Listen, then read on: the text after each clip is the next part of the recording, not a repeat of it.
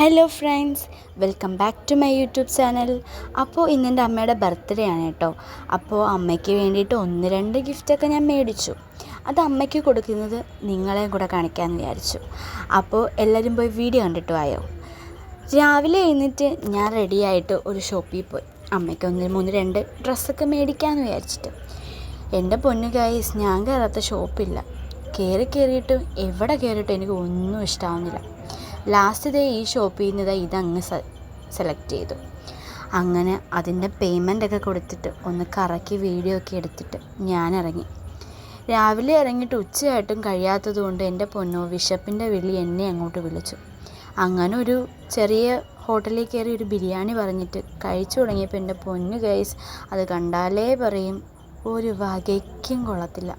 അപ്പം അതിൻ്റെ സങ്കടമൊക്കെ മാറ്റാൻ വേണ്ടിയിട്ട് 2-3 സിപ്പപ്പൊക്കെ മേടിച്ച് കുടിച്ചിട്ട് ഞാൻ നേരെ വീട്ടിൽ വന്നു. അപ്പോഴത്തേക്കും അനിയത്തി ഗിഫ്റ്റൊക്കെ കൊടുത്തു കേട്ടോ അമ്മയ്ക്ക്. പിന്നെ ഞാനും കൊടുത്തു. അതൊക്കെ കഴിഞ്ഞിട്ട് പപ്പേനെയും കൊണ്ട് കൊടുപ്പിച്ചു. എല്ലാം കിട്ടിയപ്പോഴത്തേക്കും അമ്മയങ്ങ് സന്തോഷമായിട്ടോ. അമ്മ ഒട്ടും പ്രതീക്ഷിച്ചില്ല ഇങ്ങനെയൊക്കെ കൊടുക്കുമെന്ന്. കാരണം ഞങ്ങളുടെ ഈ ബഡ്ജറ്റില്ലാന്ന് ഞങ്ങൾ പറഞ്ഞ് വിശ്വസിപ്പിച്ച് വെച്ചേക്കുമായിരുന്നു. അങ്ങനെ ഗിഫ്റ്റൊക്കെ മേടിച്ച് കഴിഞ്ഞപ്പോഴത്തേക്കും അമ്മയ്ക്കൊരു ആഗ്രഹം, മാതാവിനെ ഒന്ന് കണ്ടിട്ട് വരാമെന്നും പറഞ്ഞു. അങ്ങനെ ഞങ്ങൾ നേരെ മാതാവിൻ്റെ അടുത്തോട്ട് വിട്ടു കേട്ടോ.